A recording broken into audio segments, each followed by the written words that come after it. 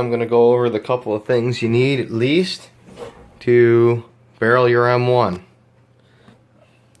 Here's your receiver wrench that I referenced earlier and the barrel vise. You're going to need at least, depending on what kind of barrel vise and receiver wrench you get, you're going to need a good set of quality hex keys or Allen wrenches. And the reason you're going to need them is for tightening down these kind of bolts. With this wrench, it came with a piece of copper or brass, I do believe this is copper, flat that goes between in the wrench, in between the receiver and the wrench itself, and there's an Allen screw on this side to tighten it up to the receiver so you don't mar the receiver itself up. You will need at least 2 line levels, preferably something machined nice and flat. The flatter the better, or a good set of angle finders, pretty much magnetic base ones. Okay, I have 2. One of them's a Pittsburgh from Harbor Freight, one of them's a Swanson. The Pittsburgh one tends to do this waggling thing around for a little while until it finally settles back on what it likes to read.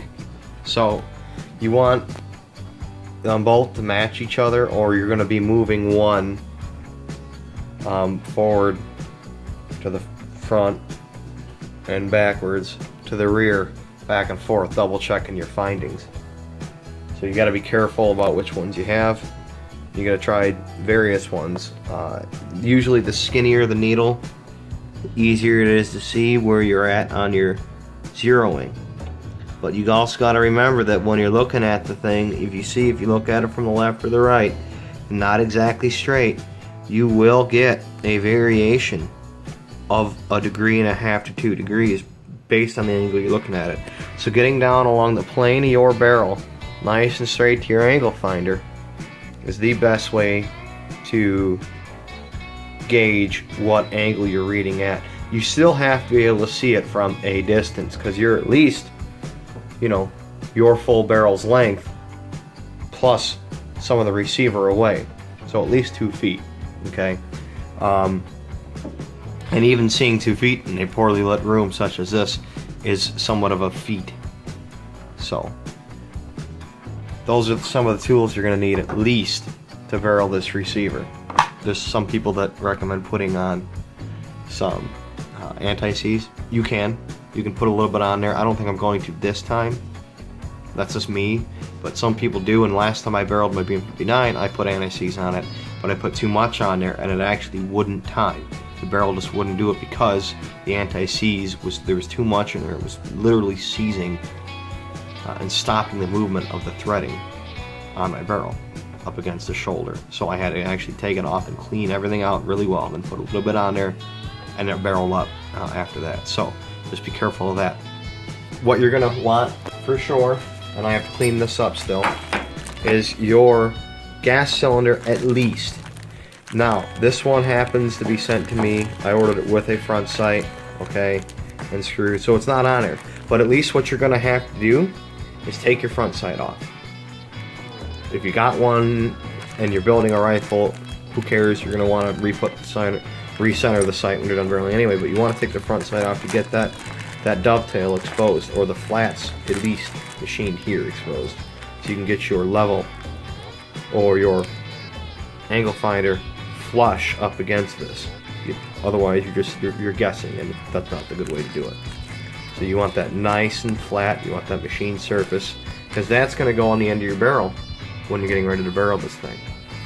And that's what you're going to use to time the barrel. So you want to have the gas cylinder you're going to use, and you want to get it kind of started on to the barrel about halfway or so down. You know, just tapping on a couple tabs to where it's not moving, and that should be good. Yeah, so I'm gonna get this cleaned up and I'm gonna get everything prepared, and then I'll show you how to barrel it. Now you're gonna want to make sure that when you do this, you're gonna want to clean out the threading on your receiver. So I bought some of these cheap brushes. Okay, they're like a pipe cleaner, but they're real stiff. These work good for getting into receiver type grooves and swirling them around real good, making sure that they're clean. You can put some spray on there if you like. Brake clean works really well for that type of thing. As well, your new barrel might have some residue on it from either threading it on if you just tried it out, or whatever the case may be. You might want to take your brush after cleaning it off some and go over those threads to make sure that they're clean. You want your mating surfaces of the barrel and the receiver to be clean before you attempt barreling. Okay? Alright, as you start to seat your barrel in your barrel vise, basically you're going to take your ginormous Allen wrench and you're going to start your bolts down to start tightening the barrel up in the vise. Okay? I'm going to throw it around.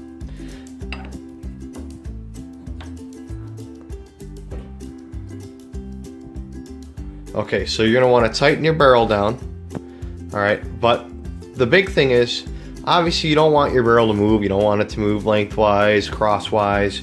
You want it to be as far as you can make it to the rear of the barrel where the chamber is. That's the most strength. Alright, but what you're really concerned with is getting the barrel itself level. And the only way to level this barrel isn't by just holding it in here and being like, oh, this looks pretty good.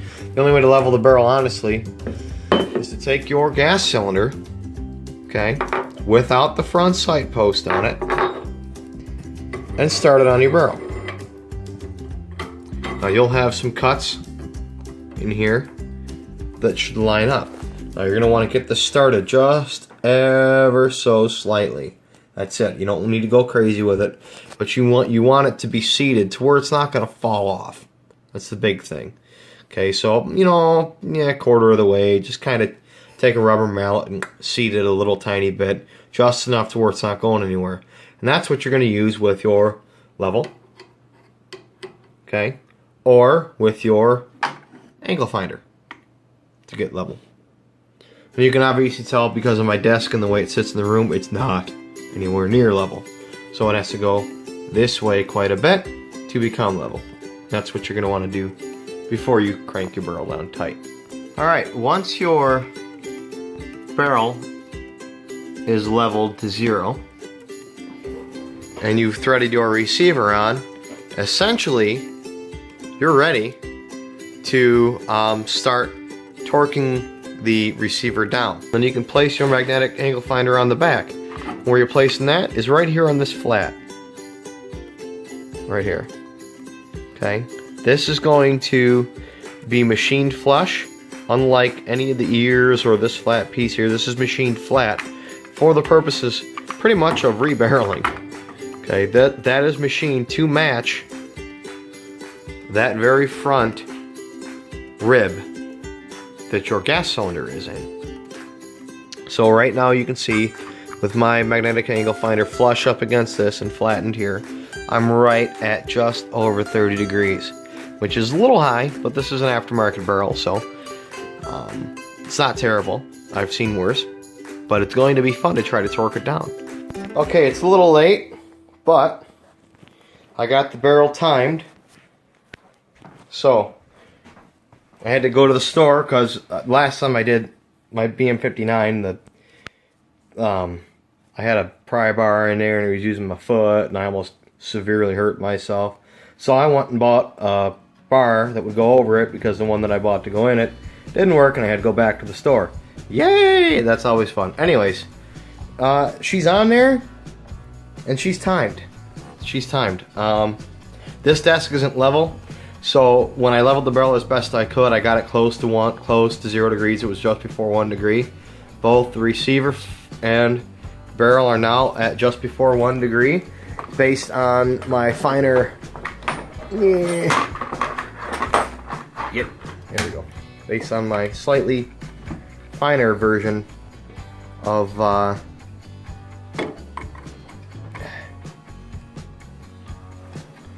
there, my angle finder. And you're not gonna be able to really see it, but that needle is pretty much just before the 1 degree mark. I remember reading in, I think it was the book on the M1 Garand, that the military used to allow, what, up to a 2-degree off canter of the front sight. And I guess the reason behind that was, hey, you can fix it with the windage knob. So within, I'm talking within a 1/2 degree for me is pretty darn good, and I'm gonna have to be happy with that. Me, I tend to be Mr. Perfectionist, and I will refine this thing and overtime it, or have to undo it and do it again. I don't want to do that. I just don't want to do that. Not that it can't do it. I've read and I've talked to a couple people that say that yes, you can retime a barrel, and it really shouldn't hurt it at all. But I'm not going to do that. I'm going to work on putting a stock on this thing. I'm going to show you guys a little bit about what that looks like. But thanks, and again, all the right tools come in handy. And oh, by the way, I don't have the bolt yet.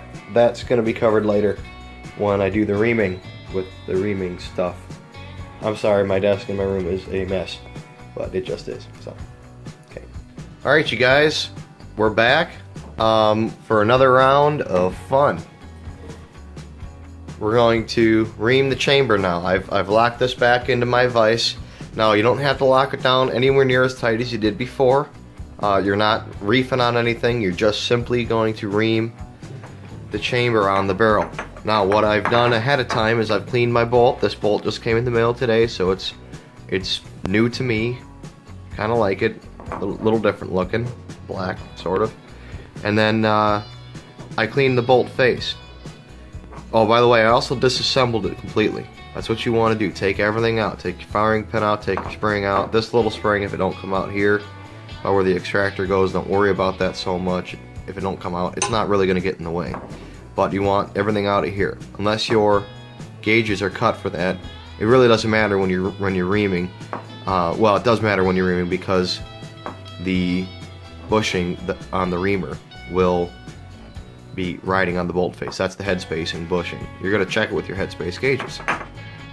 Okay, here's the reamer. I ordered this from Manson Precision Reamers, and it comes with a threaded rod that goes in the front, so you can follow it all the way into the barrel, come out the front of it here, and then at the other end it's squared for putting a tap wrench on the end, so you can spin it, and it spins counterclockwise is the way the cutting head actually starts cutting, so this way. Okay, so away from you if you're facing the barrel in this direction. Alright, and you can feel which direction it's cutting by simply running your finger along it. It's sharp, so don't cut yourself. Now, I also ordered from him his down and dirty go, no go, and field gauges. Okay, field gauge is your last resort. If it closes on a go gauge and it closes on a no go gauge, you can close it on a field gauge and see if it actually shuts. If it doesn't shut on a field gauge, then technically the rifle is still safe to use, but the rifle is really close to being unsafe. So field gauge, we're just going to set that aside. It's not necessary for what we're doing today. What you want to have is you want to have your go gauge, you want to have your no go gauge. Now take your no go gauge, take your no go gauge, set that away from your work area right now. Just do that right off the bat. And the reason is you don't want to grab the wrong gauge as you're reaming and ream to your no-go gauge. Okay, another video where a fellow talked about that as well. You want to keep your go gauge handy. This here is a bushing. This is the head spacing bushing that rides on the back of the reamer on that little notch, little cutout right there. You want to make sure as you start to ream that the face where that is, all that stuff right there, that is clean. You want to make sure that your bushing is clean. You want to make sure that your bolt that is disassembled is clean as well, because you want to have everything touching each other. That's the way you headspace. If there's a piece of metal or something in there, you're going to go too far with it and you're not going to realize it. So make sure everything's clean. As well, when you are going to start headspacing, there's a couple other things you should buy. I went to Lowe's and I bought some Odie dark thread cutting oil. It's really rich. It's got some good slicing, type minerals and stuff in it. It's meant for threading black pipe and galvanized pipe. It works great for this. It really sticks to the reamer, and that's what you want. As well, you're gonna have to have some way of turning it, turning the reamer. I just use, again, a tap wrench. Alright, and I have a clamp on one that stays in place. You can get other ones, you know, the cheaper ones that just screw on and just make sure they stay on, otherwise you're just going to pick it up every once in a while when it falls off the end. So I'm going to show you how to do this. Give me another second. Once you first get your reamer down the chamber area with the rod at the end, you want to make sure that your bushing didn't fall off and that you have that ready to go, and that goes on the end there. But before you start actually doing any cutting, you need to make sure that you lubricate with your threading oil this reamer in these slots along the reamer, in between where the cutting heads are. Just get some lubrication on each one of those. It's also nice to put down underneath where you're going to be cutting a tub of some kind of catch lubricant, because it's going to go everywhere, and if it gets all over your carpeting or something, your wife's going to kill you. So make sure you get that ready to go, and then you can start threading it. Now what I did is I took out my little handle on my holder, and I just do it by hand. It's easier. Plus I have this desk and everything's in the way if I try to use a handle. It's too close to it. So there's that. Alright, next clip I'll show you how far I'm progressing.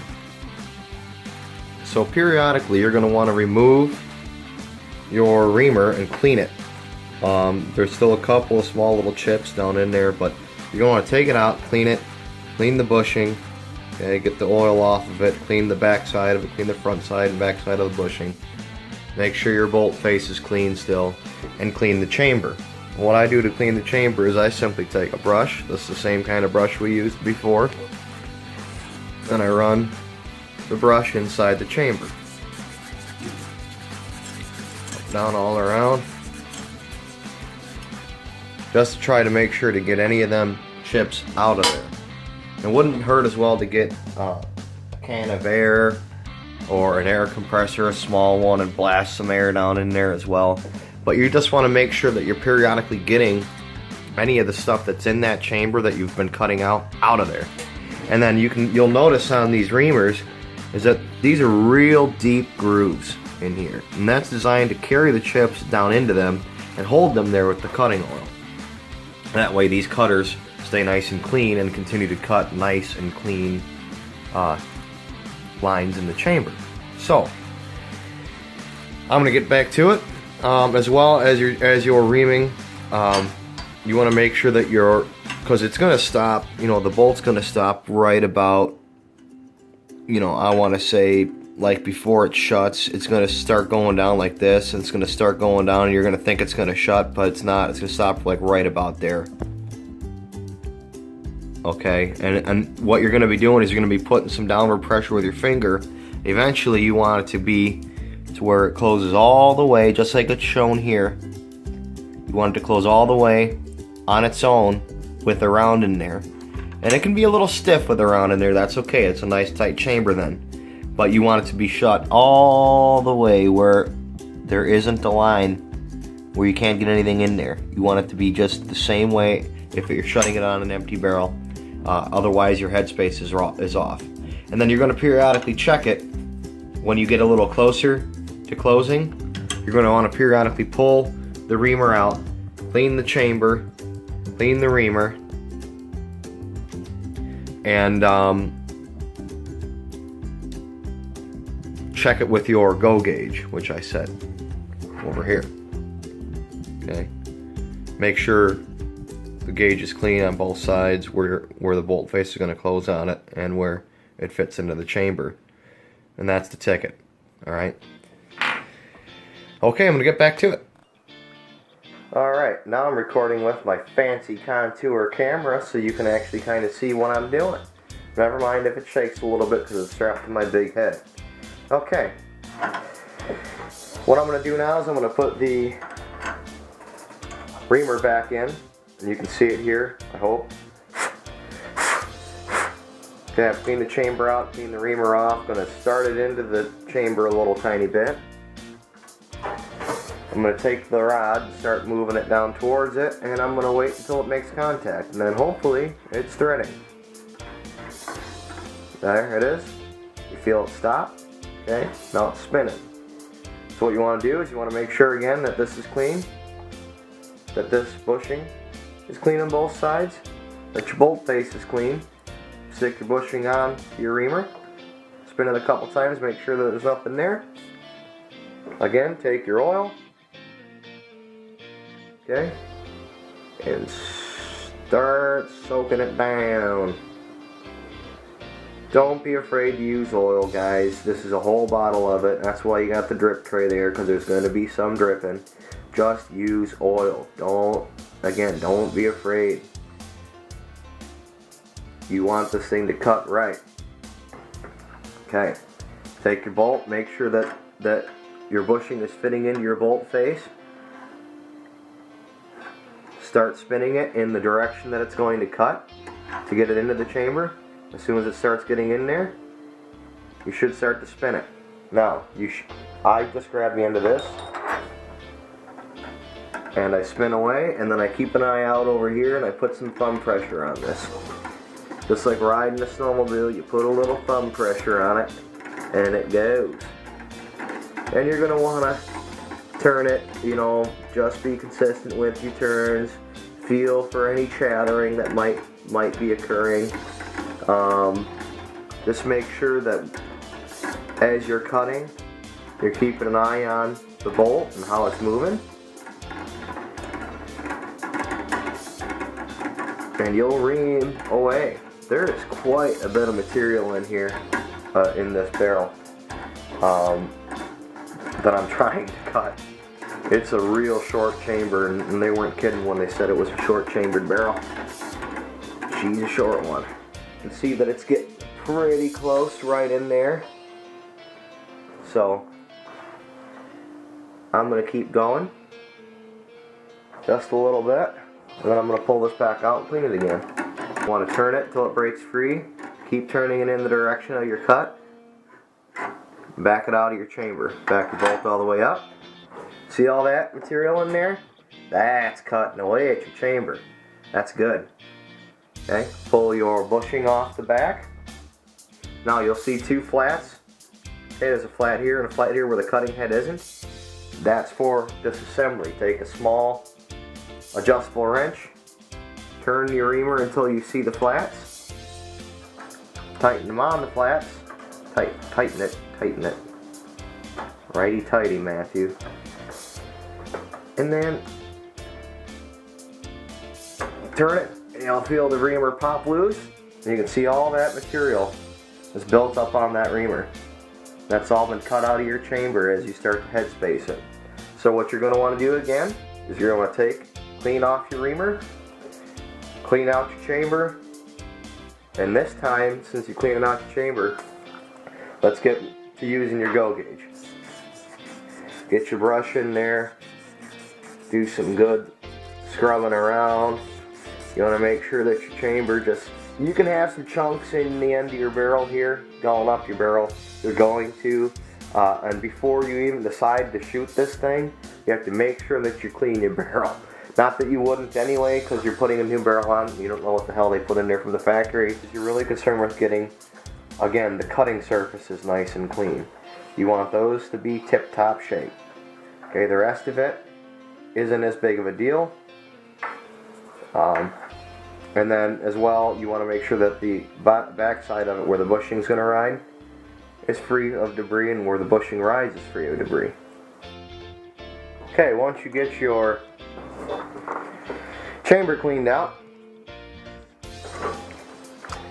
get yourself a nice drink of coffee, grab your go gauge. Okay? Take your go gauge, slide it in the chamber. Take your bolt, Bring your bolt forward, slide your bolt down. See if it shuts. See how close it is? It's cutting at the same rate as what my go gauge is showing. And we're gonna go ahead and we're gonna oil up the reamer again. We're just gonna go ahead and we're gonna oil it up. That's what we're gonna do. Nice heavy cutting oil. Really what you want, nice and heavy. There we go, get some on there. And for the last little bit, you're gonna try to just give her a little bit of pressure because you want a nice clean chamber. Okay, we're close. Not quite there yet, but we're close. So you can either back it out and check it again, which the go gauge showed that the reamer with the bushing was cutting at the same distance, etc. So I'm just going to keep going here a little tiny bit until I can get this bolt fully into here. Once I do, she's just about laying down.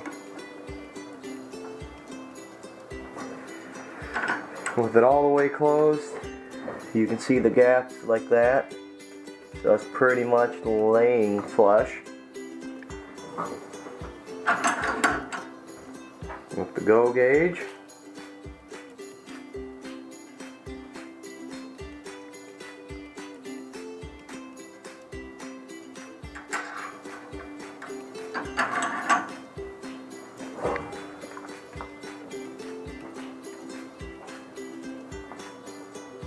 I think we're there. I think we are there. Okay, now since that's there, what we're going to do, we're going to go ahead, take the go gauge back out, reach over where you put your no-go gauge, make sure it's the no-go gauge, make sure it's clean, take your no-go gauge, slide it into the chamber, see if your bolt closes. Bolt should stop about just under halfway down. Okay, just at or just under halfway down there. Bolt doesn't close on the no-go gauge. And again, I'm just anal, so I'm going to check it one more time. Making sure that this is indeed clean. Lay it in there. Take the bolt, close the bolt. Bolt shuts with just a little bit of downward pressure.